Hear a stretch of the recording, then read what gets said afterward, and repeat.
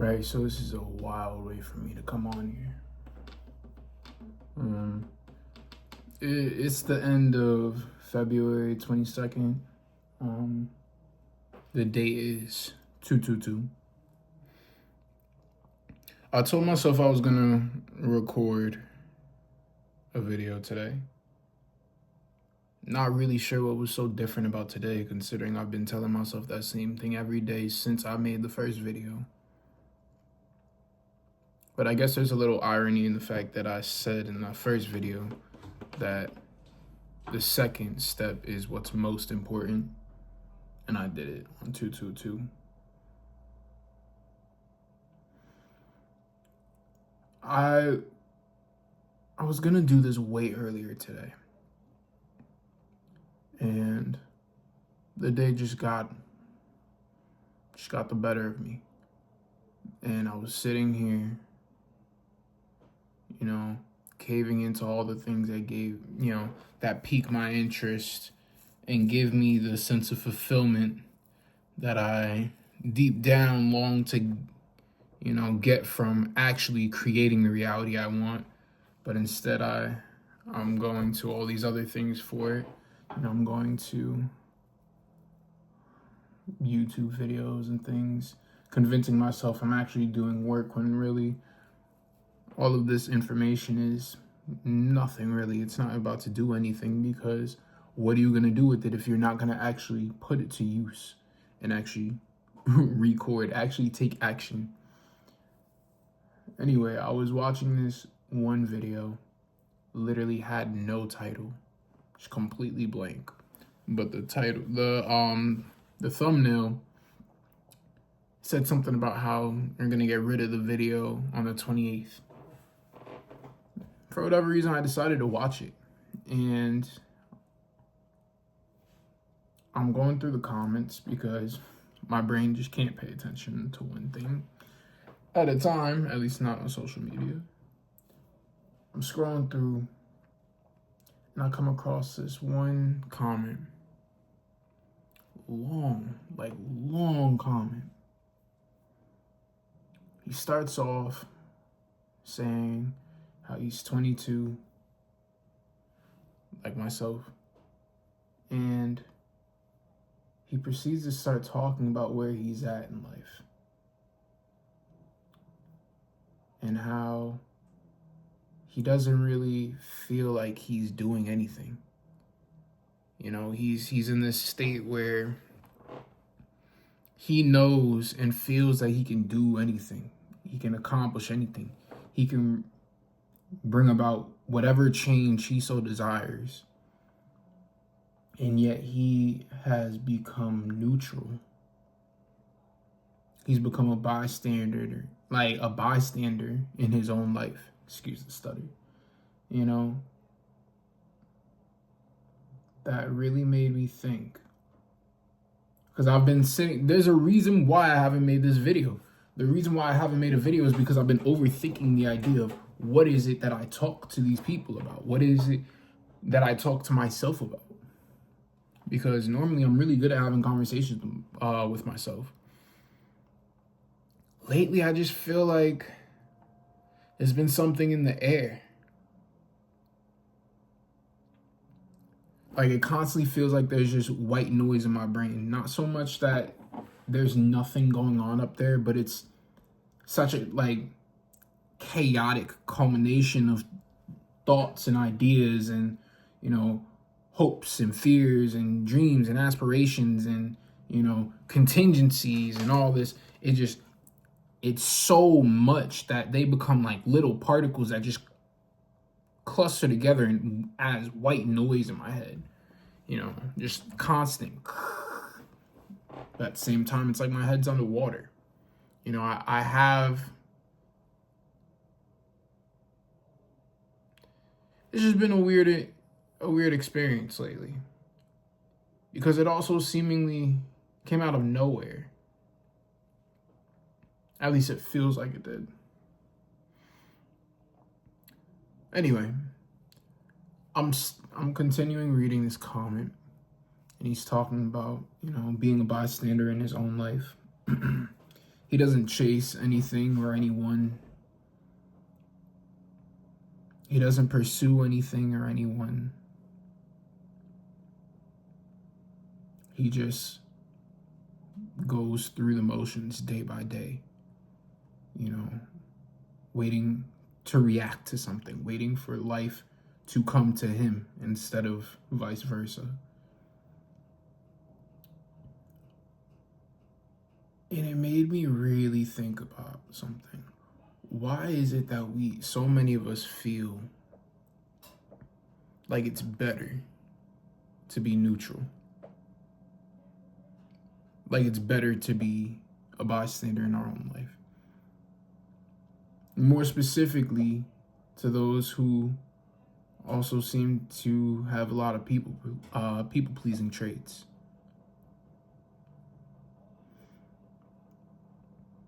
I can't speak for everyone else, but I can speak for myself in saying that from birth, I've always been a very confident soul. I've always taken up more of a leadership type of role,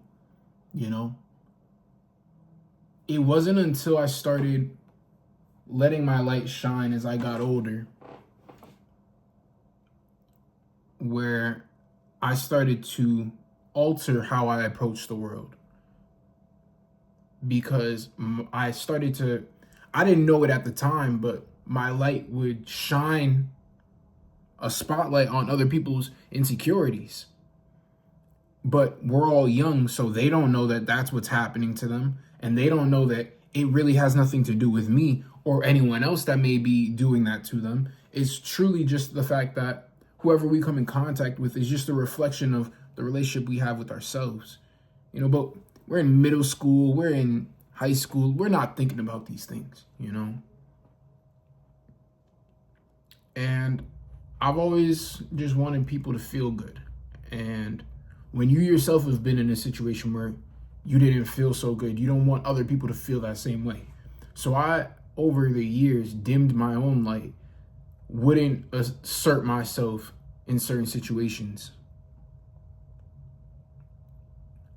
Not because I didn't feel I had the ability, not because I lacked the confidence, but because I truly felt that if I just let my spirit roam free, I wouldn't have given these people a chance. And I'm not saying that in a cocky sense.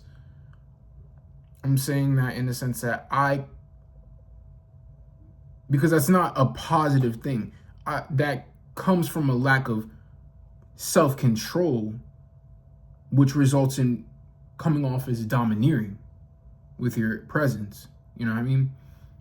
Like, not to be corny, but with great power comes great responsibility. Like, there's a reason that's a quote. There's a reason why that is said in a superhero movie. It's because it's facts. You know what I mean? It's great and all to have power. It's great and all to be such a powerful soul. But if you lack the self-control, you can come off as domineering. And even if you do have that control, you need to know who you are meant to be around and when. Because some people, you may just not be meant to be around them at that point in time. Because they may not be mature enough to be in your presence without getting jealous or getting envious. I was the same way at one point in time, where I was the person who was getting mad at the fact that I couldn't understand why a lot of people weren't feeling the kid, but we're feeling other guys that, no shade, I couldn't understand it because I would truly analyze them and I couldn't see what other people were seeing. Not saying that I saw something bad, but I couldn't see what other people were seeing. And yet I'm trying to figure out, okay, well, I'm not understanding it, but everybody else is. But then I'm understanding myself and nobody,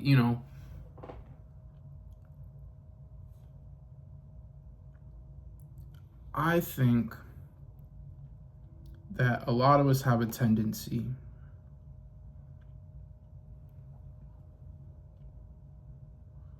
I think that a lot of us have a tendency to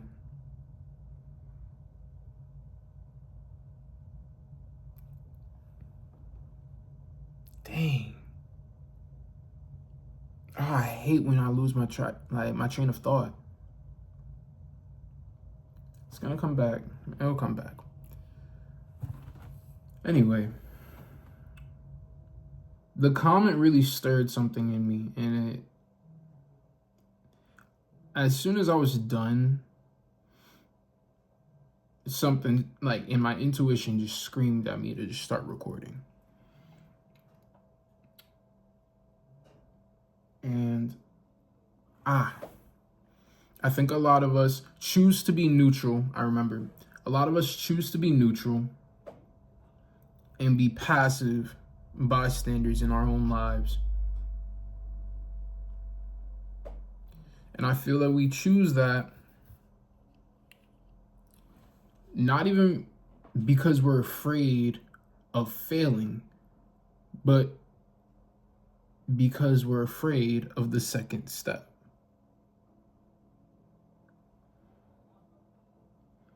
Because here's the thing. The first video that I put on here wasn't that difficult. It really wasn't. Because at that point, there was no preconceived notion. The few people who had seen the video, the few people who took their time out of their day, out of their lives to hear what I have to say and listen to me ramble for the first time, completely inexperienced, saying, every 5 seconds. There was no preconceived notion of what to expect from me. And there still isn't now, if we're being honest. But in terms of my perception, in terms of a lot of our perception, bit my tongue. It's the second step that makes it difficult. First impressions are the most important because they're the catalyst for the second impression, the second step. But that's not, like, they are not just single-handedly the most important. I guarantee you, most of you may think that you're truly afraid of failing. Thinking, that's not what it is. In my opinion, I could be wrong. I don't know you personally. But I truly feel that if we all sat down with ourselves and asked ourselves, okay, let's create a hypothetical. I take this endeavor. Then what? It fails. Cool. Okay, what now? Well, now you can either scrap it all and be exactly where you were, in the very beginning. No harm, no foul. Or you just restart the whole process again, scrap it anyway, learn from it, and create another first impression. You know how many times a lot of these artists have rebranded themselves? Future's name was Meathead. Meathead. I'm not even clowning him. But Meathead. I want you to really think about, could you imagine if someone that is as big as Future is right now was named Meathead? He ain't making it far. We go through rebrands, but Meathead needed to exist so Future could have a future. You get what I'm saying? It all leads up to everything. Bottom line, let's say things do go well if you take that endeavor. Since you're saying you're afraid of failure, it'd be a good thing if you succeeded, right? Yeah. Cool. Okay, word. You put out that video, boom, instant hit. You put out that song, boom, instant hit. You started that company, you opened that LLC, you did this, you did that, you went to college, boom. You did it and you succeeded. Cool. Now, what now? That feeling is almost scarier than really failing. Because failure is not reaching the peak. It's not reaching the mountain, admiring the view and realizing I can't stay up here forever because life is all ebb and flow. And I have to go down and scale down the other side of this mountain. Failure, you're still in the process. You still have that hunger in you, that desperation, that humility that could push you to keep going up. Us humans, we like that struggle, even if we don't admit it. A lot of us that go through depression, we may not particularly like depression, but after a while, it becomes our comfort zone. You hear what I mean? Buddha said it best. Life is suffering, but not in a pessimist sense. Like the epitome of the human experience is to feel every emotion. You know what I mean? It's not bad. It's not inherently bad. But there's nothing scarier than reaching that peak. And the reason why that is so scary is because that I believe there's a root problem to that. And the root problem to that, especially in our country, shout out my Americans. In Western culture, we got this hustle culture that's all geared around instant gratification. And not just instant gratification, but focusing on a destination rather than a journey. So focused on the peak itself that you've mindlessly dragged your feet through the entire journey up the entire mountain and didn't even realize that was probably one of the most fun experiences that you would have ever had in your life. And you wouldn't even remember it because you shut your brain off. Because you didn't want to feel the pain of scaling the mountain. You just wanted to drag your feet like a mindless zombie. Because the journey doesn't matter. The destination does. That is the root problem. That's the root problem. And that's the root problem that I'm suffering with. And that's the root problem that I feel like my boy in the comment section was really struggling with. Because we're all going through it. Like, we're all dealing with it. Now, in terms of how to combat that, I don't know. Like, I can't give you a step-by-step. But I don't think there should be a step-by-step. I think acknowledging it, the only way you're ever going to fix any of your problems is simply by fixing it. Just doing it. The best knowledge, the best wisdom simply comes from experience. You can read as many books as you want. You can read as many books as you want. You can watch as many videos as you want. But at the end of the day, if the knowledge doesn't have the ability to manifest into wisdom through trial and error, it is nothing more than information that you remembered. And our memory don't really last forever. Imprints on the soul, that lasts forever. Words off of a page. Words from a video. Coming from someone who really went and experienced what was needed to be able to teach it from their perspective. And I'm listening to it like I'm going to be able to empathize and retain it. It's not going to happen. Not without truly putting it to work, at least. The first step is the most important, but it is the most important because it is the catalyst for the true most crucial step, which is the second step. But neither of those steps are the ones that get you to the peak. So if the first step is the most important, But the second one could also be considered to be the most crucial. What does that tell you about where the peak is?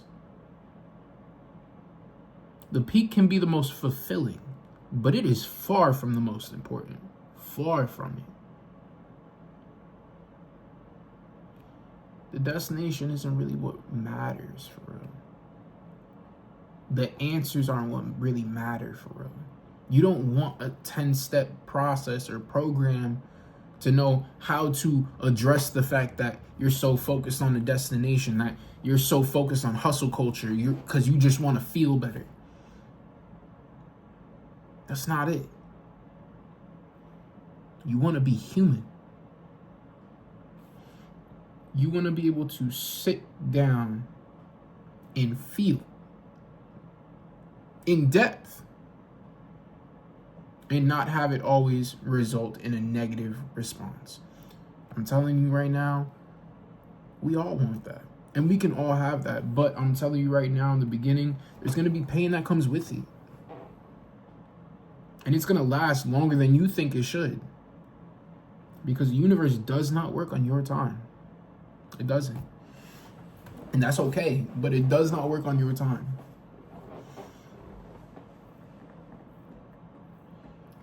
I really hope that this doesn't end up coming across either preachy or just like a whole bunch of words being thrown together. But I want to just end on a note. It's okay to be human. And to be human is to be flawed. If we are spirits, if we are souls having a human experience, stop trying so hard to be perfect, because nothing is perfect and it damn sure ain't humans. So if we are souls having a human experience, stop trying so hard to be inhuman, because deep down you want to be human. You want to have this human experience. You want to feel the happiness, the sorrow, the pain, the joy, the fulfillment. The joy of winning the game and the aches and pains that come with going back to the gym and training for the next game the very next day. Learn to love it. Learn to love it. And I promise you, that peak is going to feel even more fulfilling. It's going to feel even more fulfilling because you were grateful for every single step you took. And every single second, every single time you put your foot down into that soil, it made your heart happy.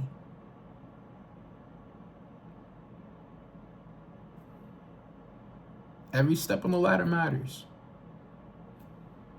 I'm not gonna trademark like that's my own stuff. I got that from y'all know Michinlo? Demetrius Harmon? Yeah. Shout out to bro. If you don't know who he is for whatever reason, because that man was my childhood. If you don't know who that is, you should look him up. Just watch his stuff, because it's food for the soul, for real. But I'm going to end it there. I hope y'all been doing good. And I hope y'all learn to just love being human and learn to love the human experience in totality. All right. Peace.